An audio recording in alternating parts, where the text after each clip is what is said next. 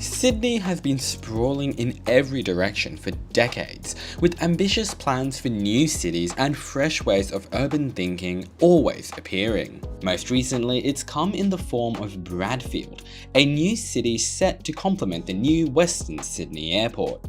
An exciting residential, industrial and commercial hub built entirely from scratch on a blank canvas. Something like this has truly never been done before. Or has it? Yes, it has. Obviously, that's why I'm saying it like that. Back in the 1970s, the government had ambitious plans to turn Campbelltown, Camden and Appin into a major triple-city conglomeration. It's incredible that the government closed the Camden Railway in 1963, see the video in the top right to find out more, and yet formulated these ambitious plans only 10 years later.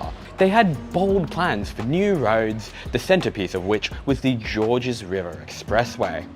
Follow me as we uncover the plans to turn Campbelltown, Camden and Appin into 3 huge cities, and discover the future that only sorta came to fruition.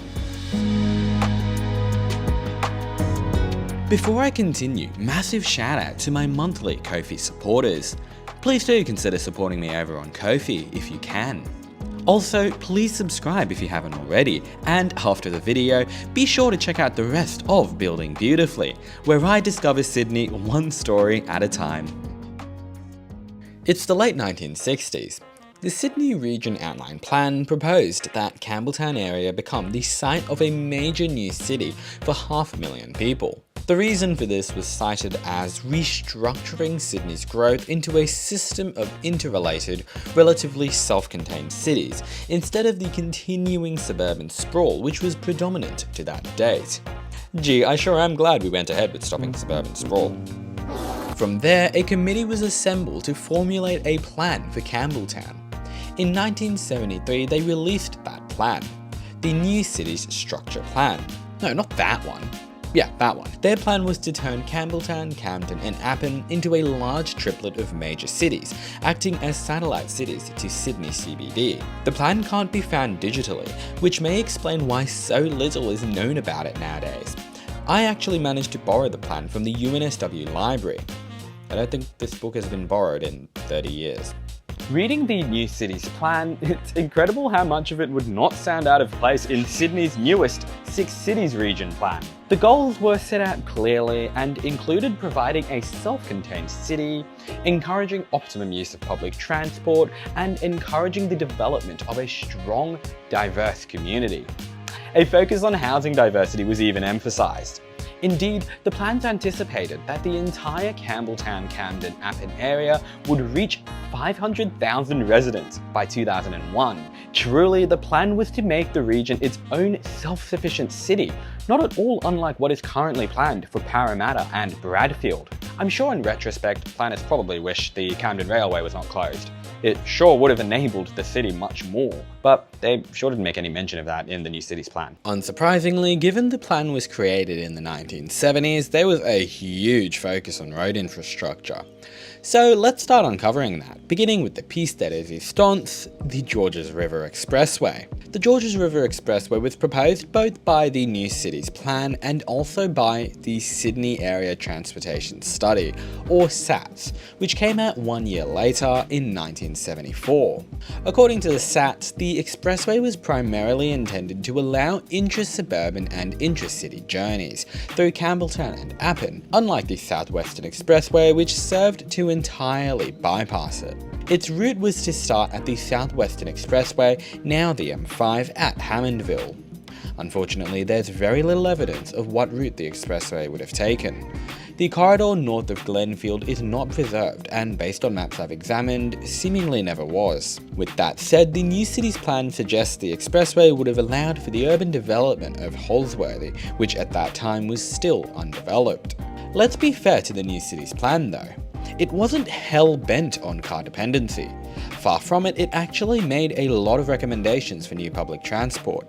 Most crucially, it urged the extension of the East Hills line to Glenfield. Whether or not it was the first plan to suggest this, I don't know, but it was indeed opened 14 years later in 1987. While the Georges River Expressway didn't allow the development of Holsworthy, the railway sure did.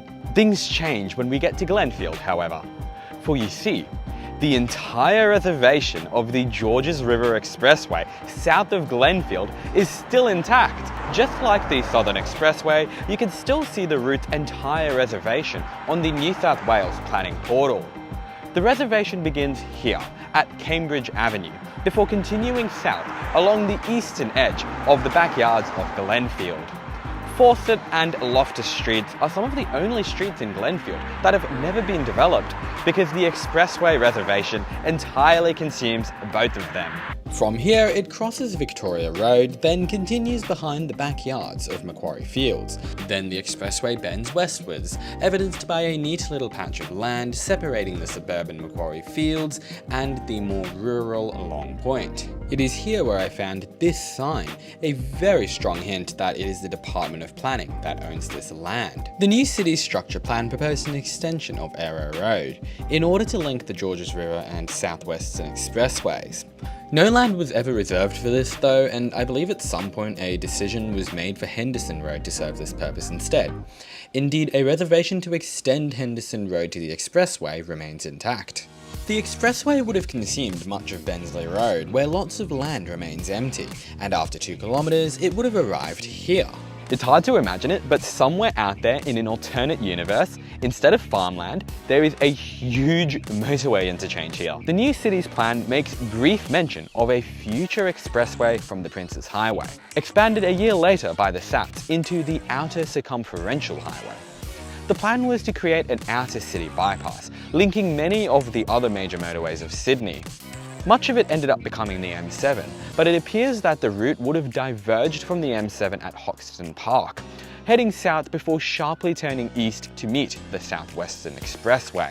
None of that part of the route is still reserved, but the part east of the South Western Expressway sticks out like a sore thumb once you notice it. This huge 300-metre wide reservation separates Ingleburn from Minto. This was planned to not only hold the Outer Circumferential Highway, but be part of the so-called Special Uses Corridor, which apparently just means that public utilities may have also been put here, like electrical lines and waterways.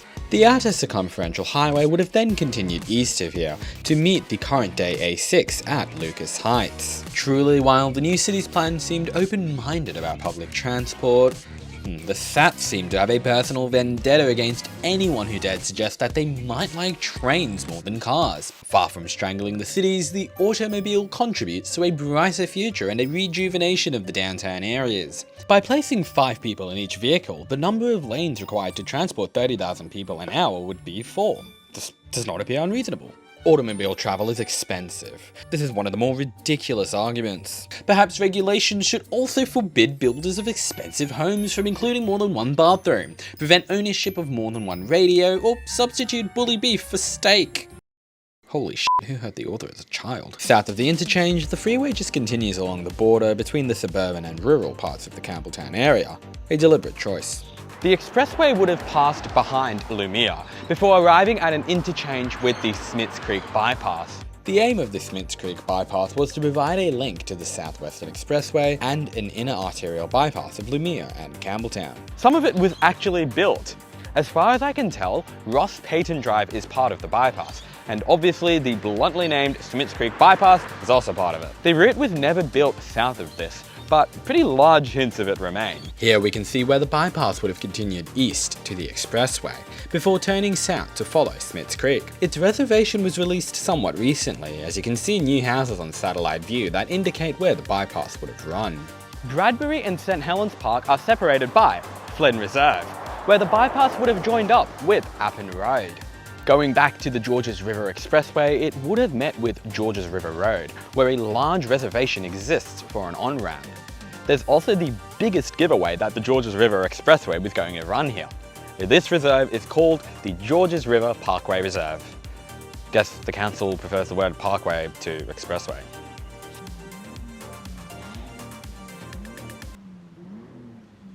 Someone's revving their engine. What the fuck? Are they gonna come like roaring down? Okay, I better be careful. Anyways, this road is identified by the new... I'm kind of scared. Like that road... It should be fine. I think they're coming here. Here they come now. This is the guy. They're not revving it anymore. I guess they see me filming, so...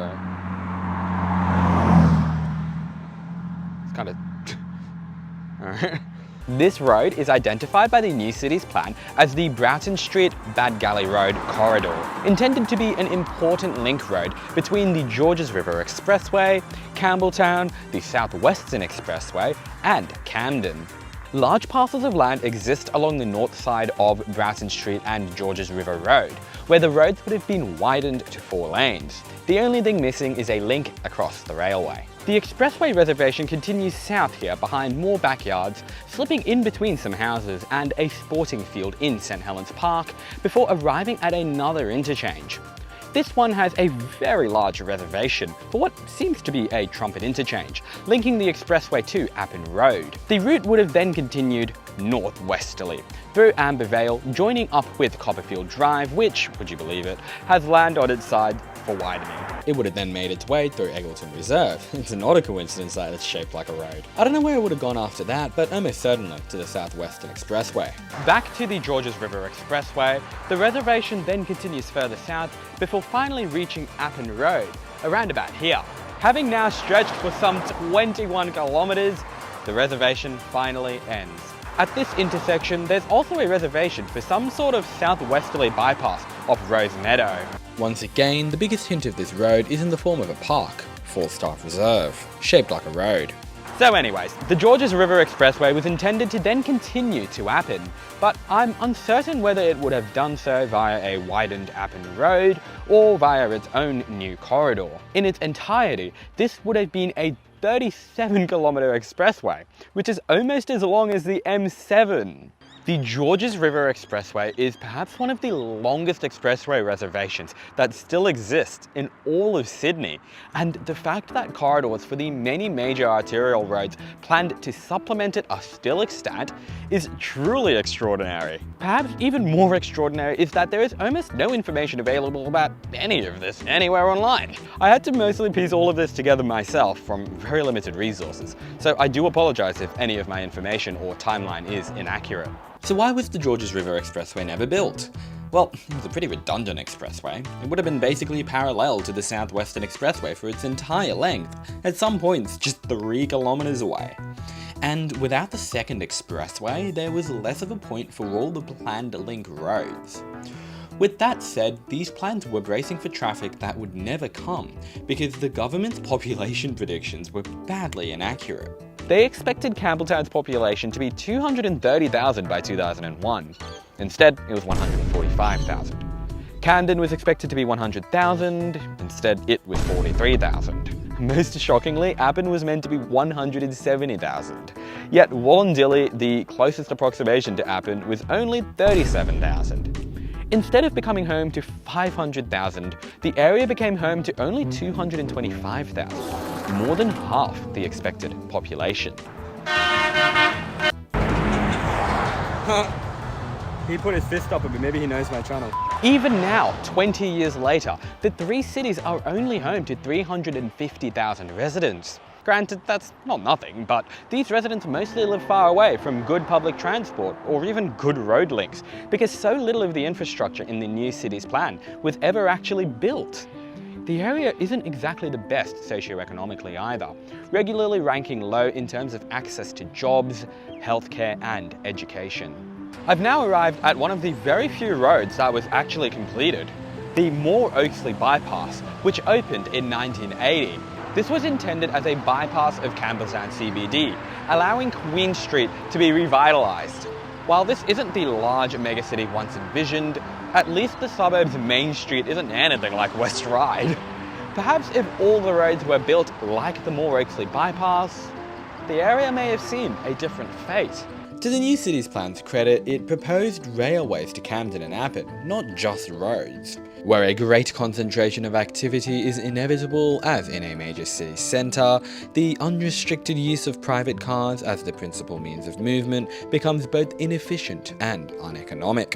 There was a proposal to extend the Glenlee line to Camden, which would have taken a much flatter route and hence overcome the old Camden line's biggest weakness. There was also a proposal to have a line branch off from the main south line around Menangle to the south coast, most likely via Appin. And on top of all this, there were very ambitious plans to build a light rail or express bus system from Macquarie Fields to Appin. If all or even any of this were actually built, I honestly think the Campbelltown area would have stood a better chance.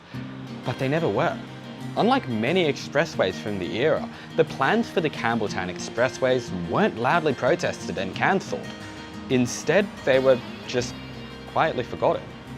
After the new city's plan, there's next to no mention of them anywhere in the decades that followed. This video will probably end up being the first time many of you have even heard of these plans. I theorise that the government may have just genuinely become disinterested as the years went by, as they saw the three cities fail to live up to their vision, and perhaps wanting to save money, simply gave up on the plan.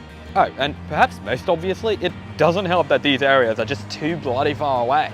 Campbelltown is 53 kilometres southwest of Sydney, but at least it has a train line. Appin is 75 kilometres from Sydney, and Camden is 65 kilometres from Sydney, neither of which have a train line. At least, not anymore. Decentralisation was the aim of the new city's plan, but decentralisation is a dangerous game. It's difficult to build satellite cities and expect people to move there, far away from their existing homes, to areas with a little established community or amenity. Unsurprisingly, it's easier to allow communities to grow gradually and organically over time. Did the new city's plan fail due to its sheer distance from Sydney, because of government indifference, or because of a perception of the area being disadvantaged? The answer most likely lies somewhere in the middle. Decades later, plans still come and go to better the area and improve its lagging infrastructure. There's the airport metro extension, which will act as a spine between the Camden and Campbelltown areas. The Georges River Expressway appears occasionally on maps, though I seriously doubt it will ever be built. The Greater Macarthur Transit Corridor has also been proposed between Appin and Macarthur, very similar to that transit corridor in the new city's plan. And hey, the Campbelltown-Camden-Appin area is growing, and nowadays it's a far cry from its poor reputation decades ago. They built three cities, it's just they built them without sufficient infrastructure to support them. The problem is too much of the new city's plan was just ignored, despite its good intentions and strong vision. But even if it had been built, creating a truly self-sufficient city from scratch may have just been too unrealistic.